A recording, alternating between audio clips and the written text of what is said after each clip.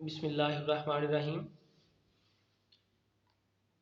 हम gravitational constant जी की dimension मालूम करना चाहते हैं। तो हम ये जानते हैं कि ग्रेविटेशनल कांस्टेंट जी जो है ये न्यूटन के लॉ ऑफ ग्रेविटेशन में अपीयर होता है। तो हम इस न्यूटन के ग्रेविटेशन लॉ को लिख सकते हैं F is equal to G m1 m2/r²। तो हम इस ग्रेविटेशनल कांस्टेंट जी की डायमेंशन मालूम करना चाहते हैं।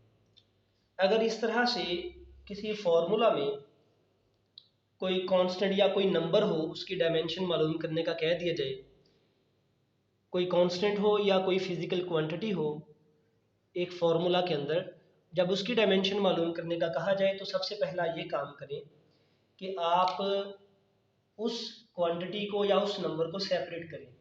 तो मैं इस इक्वेशन को ऐसे लिख सकता हूँ Fr² is equal to G m1 m2। मैं इस g को सेपरेट करना चाहता हूँ क्योंकि मैं इसकी डायमेंशन निकालना चाहता हूँ।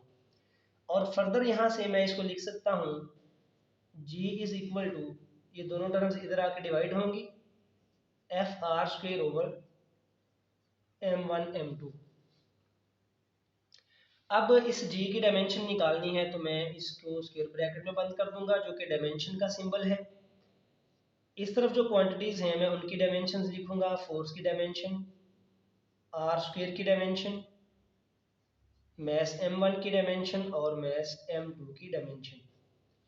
तो जितनी भी फिजिकल क्वांटिटीज़ हैं उन सब की डायमेंशन लिखेंगे हम। अब इधर से हम देख सकते हैं कि फोर्स जो है इसको हम लिखते हैं मैस इनटू एक्सेलरेशन।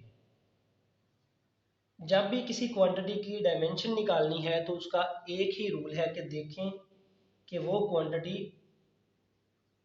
फर्दर किन बेस क्वांटिटीज़ पर डिपेंड करती है, किन बेस क्वांटिटीज़ का कम्बिनेशन है। अब हर बेस क्वांटिटी के लिए एक डायमेंशन है, हम जानते हैं। तो मैं देखूंगा क्या ये सारी बेस क्वांटिटीज़ हैं।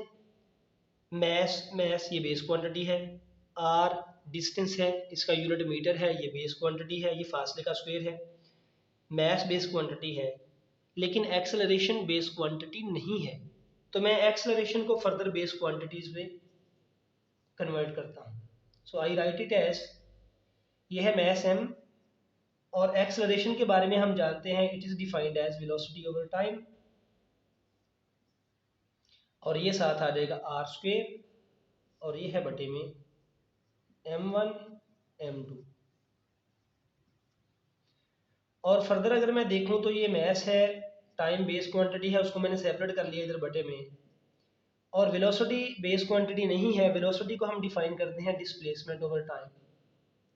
तो जो जो डेफिनेशंस बनती जाएं क्वांटिटीज़ की वो लिखते जाएं, और फाइनली जब सारी की सारी क्वांटिटीज़ जो जैसे कि फोर्स है फिर आगे एक्सेलरेशन है, जब ये सारे फार्मूलाज बेस क्वांटिटीज़ की सूरत में आ जाएं तो तब हर एक के लिए जो डायमेंशन का सिंबल है वो लिख दें। अब ये मैस बेस क्वांटिटी है, मैंने इसके लिए कैपिटल M लिख दिया। जो फासला d है डिस्प्लेसमेंट, ये लेंथ है, ये बेस क्वांटिटी है, इसके लिए L लिख दिया। ये टाइम बेस क्वांटिटी है, इसके लिए मैंने लिख दिया t। ये भी टाइम है बेस क्वांटिटी, ये भी t आ गया। और ये r फासला है दो मैसेज के दरमियान, लेंथ है बेस क्वांटिटी है लेंथ, तो इसके लिए आ जाएगा L और इसका स्क्वायर। और बटे में ये भी बेस क्वांटिटी, इसकी डायमेंशन मैस m है, इसकी डायमेंशन भी m है। तो अब हम इन सारे डायमेंशंस को, सारी ब्रैकेट्स को कंबाइन करके लिखते हैं। उसके लिए देखें ये बनेगी टर्म ml t⁻²। ये t और t मिलके t² होना था तो मैं इसको बटे से ऊपर ले आया, इसकी पावर बन जाएगी t-2। This is L²। और इन दोनों को कंबाइन करके एक ब्रैकेट में लिखेंगे तो m इंटू m ये बनेगा m²।